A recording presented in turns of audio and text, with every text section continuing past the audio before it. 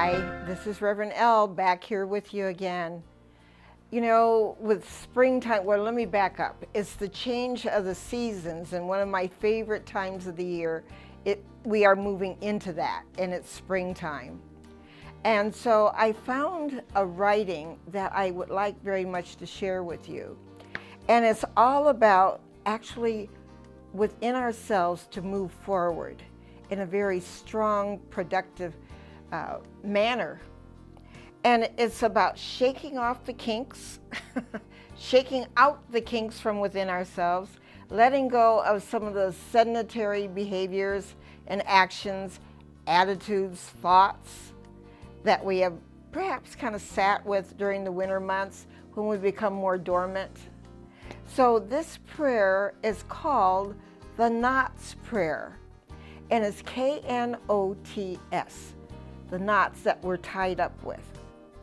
And this is by someone we all know as Anonymous. So the prayer reads, "Dear God, please unite the knots that are in my mind, my heart, and my life.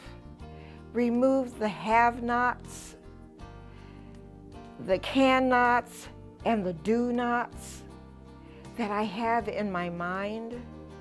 Isn't that something that we do? That we just carry over because we think we just have not either the ability or the interest. Then the poem moves on. It says, "Erase the will nots, the may nots, might nots that may find a home in my heart." So we embody these why nots. I'm not going to do that. We have to then begin to think about springtime in terms of how Mother Nature begins to give a rise, a rebirth of herself, coming forward, birthing new energy. So we say to ourselves, release me from the could nots, would nots, and should nots that obstruct my life. That is so powerful. And most of all, dear God, this is a plea, it's a prayer to the God within.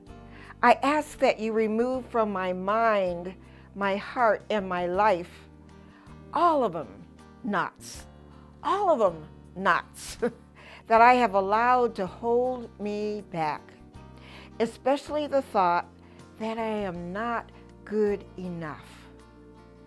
Powerful, powerful. That I am not good enough. And the prayer ends with, Amen. And I think about the springtime, as I made mention as I began this conversation, that when that seed in the ground, in that warm soil, that begins to feel the rain and the moisture from the spring rains and the warmth of the sun, that says, I've got to grow. I've got to come alive again. I have to lift up. It doesn't say, I cannot. It says, I must go forward. When we begin to feel ourselves coming into this new day, into this springtime, time has changed, days are longer, opportunities for us to get out, do things in the yard, play with the kids, go for a ride, maybe even go out for an ice cream cone. But there's that aliveness that comes in us that just cancels the can-nots, because what we turn from is not the can-nots, but I will. Thy will be done. Ever heard of that? That's our truth. Thy will be done. So there's a revival that begins to happen within ourselves that says, I can do this, and I must do this, because there's no other way, and I'm no longer saying, I will not. So being in that presence of consciousness of mind, we just say, Amen.